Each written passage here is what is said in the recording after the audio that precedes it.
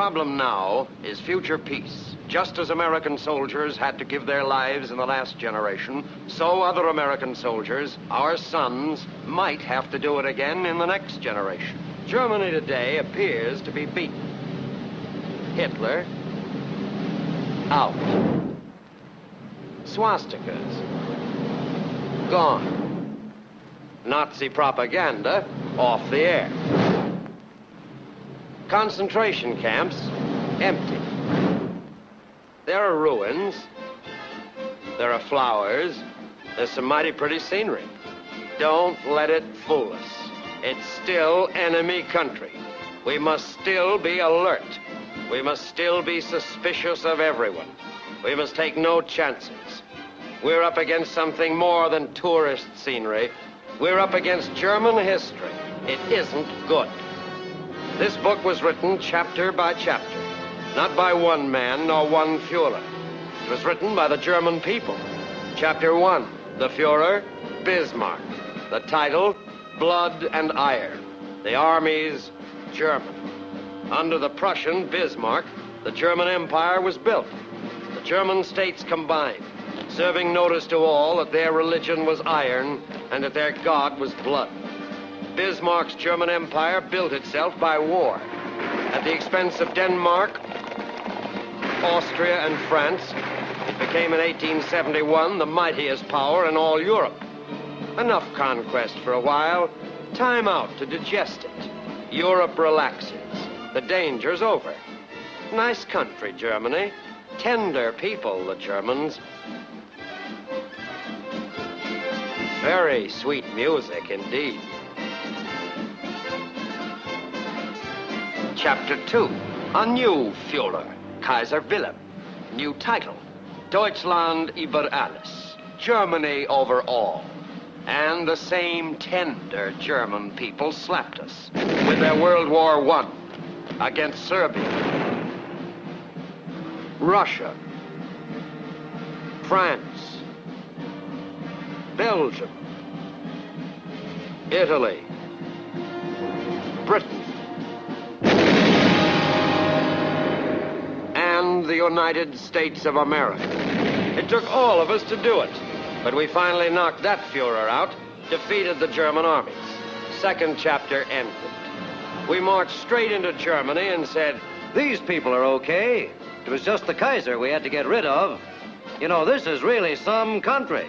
When it comes to culture, they lead the whole world." We bit, we poured in our sympathy, we pulled out our armies, and they flung chapter 3 in our faces. Führer number 3. Slogan number 3, today Germany is ours. Tomorrow, the whole world. And the tender, sorry German people carried the torch of their culture to Austria, Czechoslovakia, Poland, France, England, Norway, Holland, Denmark, Belgium, Luxembourg, Russia, Yugoslavia, Greece, and the United States of America. We almost lost this one. It took everything we had. Measure the cost in money. There isn't that much money. Measure the cost in lives. You can only guess at that figure.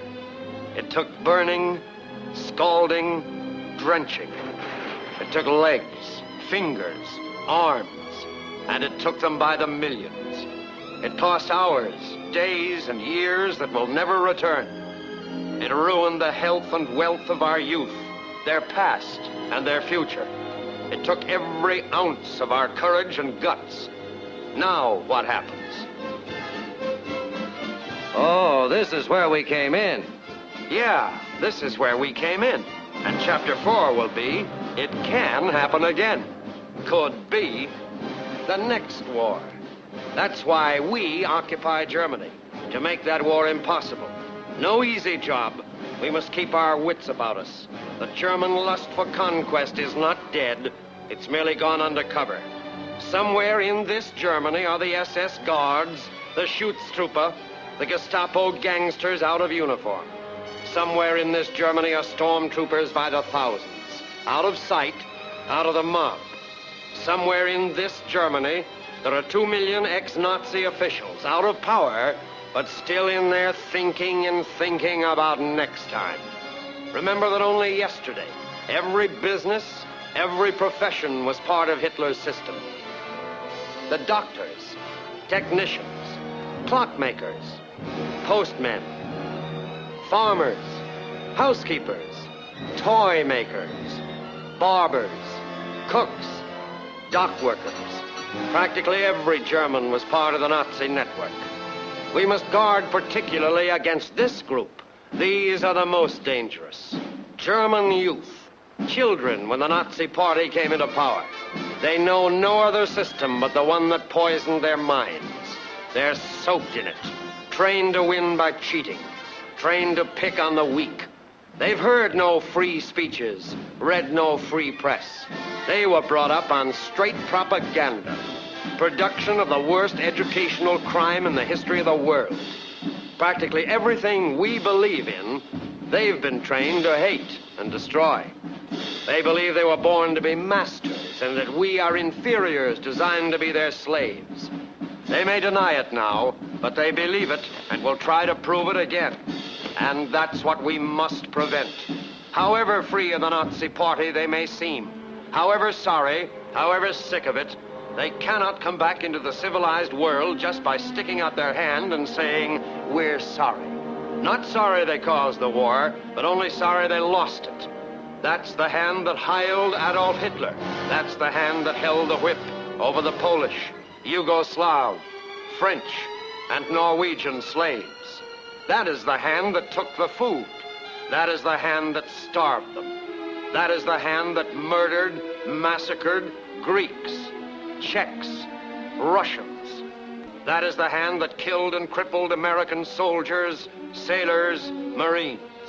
That's the hand of a nation dedicated to a career of hate and the ruthless use of force. Sired by sneering, strutting men and bristling lords of war, the plan of the new order, yet older than slavery in ancient Egypt. The plan of perverted propaganda, of pomp and power, of monstrous military might. Mighty with the blood drained from children of the conquered countries to replenish the life of the wounded heroes of the German Wehrmacht. No place in their plan for pity or mercy, but murder had a place in the snow at Malmedy, in a field of horror where 115 Americans were deliberately massacred. And where the scorched earth turned red with Russian blood, a mother's agony fitted the scheme of triumph over helpless hostages. These were the hobnailed pleasures, the unspeakable shame of German superiority over adolescent girls, manhandled and half-stripped, from sin to sacrilege, sparing neither the churches nor the ministers dedicated to the service of God. Of 2,300 priests in only one of the concentration camps, a full 1,000 were arbitrarily put to death. This was a Nazi nightmare of misery, their malignant masterpiece. An entire generation of children conditioned to the sight of dead parents, tortured brothers, violated sisters. Everywhere the ghastly, gruesome gauntlet of plague and the tragic, haunted faces of the ghetto that recall the horrors of the Middle Ages and the medieval tortures of the Inquisition. And while the vanquished wept, remembering home and holy graces, those who worshiped force and all the Nazi doctrines cried Heil, acclaiming German ambitions to dominate the world, and strewed the path with flowers to fragrant boots bestenched by blood, approving war as the most august and sacred of human activities, exulting in a creed that proclaimed the deliberate extermination and monstrous mass murder of all who stood in the way of German plans for supremacy. From the chimneys of Majdanek belched the stink of 1,920 bodies burnt every 24 hours, amassing a total of 1,380,000 victims in this one camp alone. And with typical German efficiency, The ashes of the burnt bodies were mixed with manure to enrich the soil and raise a crop of cabbages grown with human fertilizer that once was someone's husband, wife, and child. The stark testimony of their fate in the bulging warehouses where 820,000 pairs of shoes were counted, where all the pitiful belongings of their victims became the useful property of the Nazi Reich.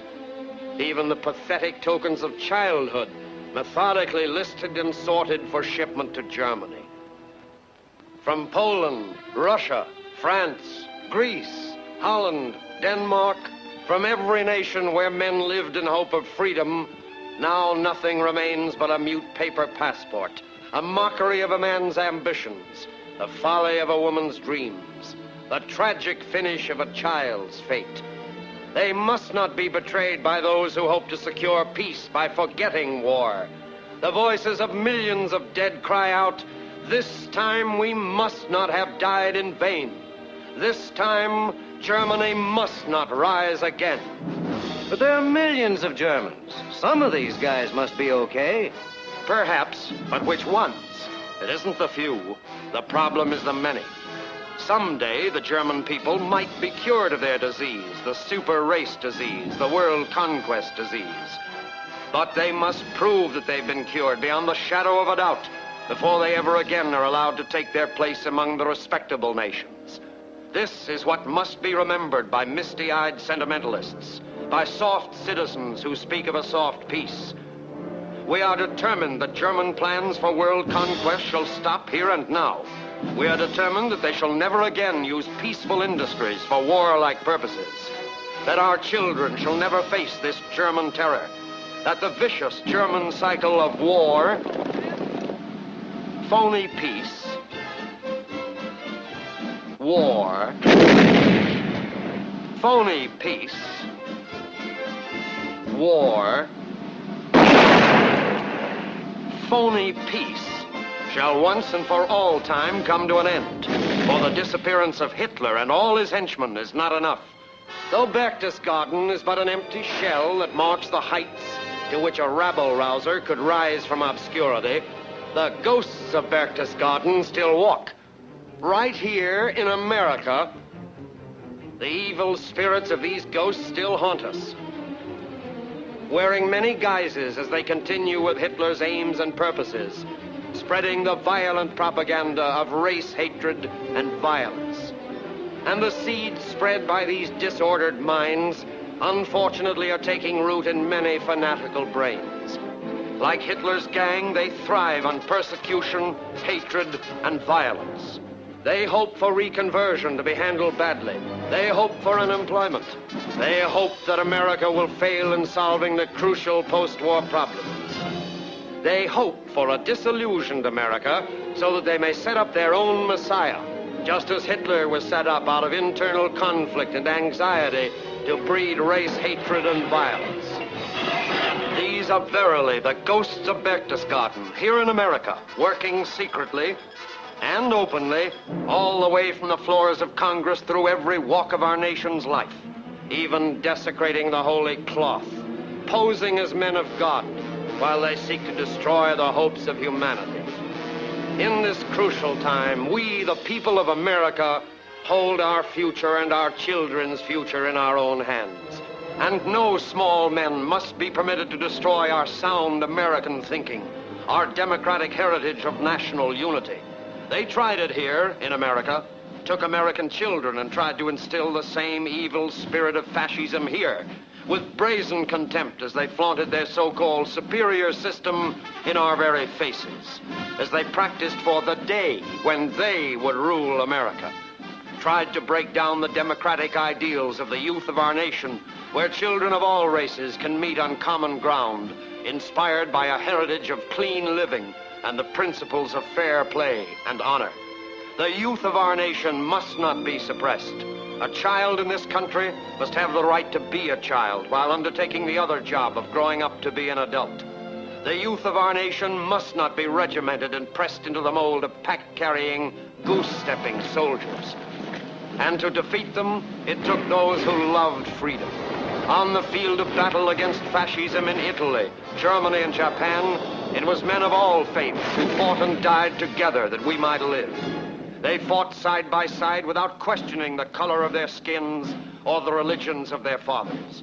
And it's not enough that the representatives of the united world of tomorrow be dedicated to the task of making good the sacrifices of free men who hope to build a better world. The people themselves must stand by these leaders. We must so earnestly desire peace that we will not only demand it, but work for it incessantly. Then only, out of the solemn hours of deliberation, will be created a sound and practical international unity dedicated to the ideals of freedom, greatness, and security for all.